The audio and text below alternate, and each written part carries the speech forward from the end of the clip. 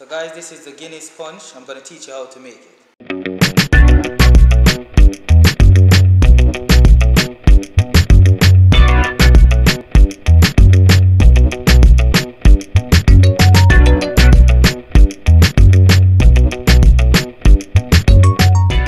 So for the Guinness Punch or the Stout Punch, you're going to need condensed milk for the sweetness, and also it adds texture to the drink.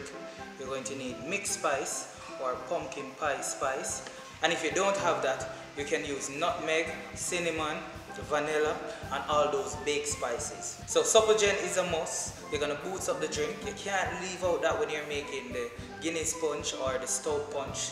And you know, a stout is a must, which is a beer. So you can use any stout of your choice, Dragon, Guinness, any beer of your choice. And for vanilla, we're using Home Choice Vanilla Extract, and this is a spiced vanilla with cinnamon, so it's perfect for this cocktail. So let's get right into the drink. Alright guys, so for this drink you're gonna need a mixing bowl or a mixing jar, or you can use your blender, but today I'm going to use a mixing jar. Alright, so the first ingredient I'm going to add, I like to start with the cheapest ingredient first, just in case you spill something or something drop into the drink.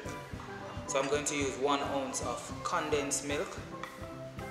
So as I said, it's for the sweetness and also the texture. And if you're lactose intolerant, you can always use the condensed sweetened coconut milk. Now I'm going to add some spices. And this drink is perfect for Christmas, so add all your baked spices to this drink. So a couple dashes of that. So now we're going to spice it up with vanilla extract from Home Choice, and I say this is the #1 choice when it comes down to vanilla extract. It's really balanced. The vanilla is very strong in it, and you get that hint of cinnamon that's coming through. So it's perfect for your cake and for your non-alcoholic drinks and even your cocktails. So you can use it at home and for the bars. So a couple dashes of that. So now we're going to add our beer. As I said, you can use any beer of your choice or stout. So now we're going to add the Supagen, and this is vanilla flavored Supagen. So we're just going to fill it all the way up. And guys, I'm just making for 2. So if you want to make in a large batch, just double the ingredients. So I'm just going to stir the drink just to incorporate all the ingredients. And as I said before, you don't have to mix it in a jar or a bowl. You can always use your blender. You can add peanuts. You can add anything that you like. Some persons like to add Magnum, so you can do that as well. You can even add white rum. So I think it's ready now, and that's how simple it is. And it's very easy to make. If it's too cloying, what you can do, add a couple dashes of salt to bring up the flavors some more. So now this is our glass, so we're going to add some ice. So now we're going to pour. So we're going to fill it right to the top.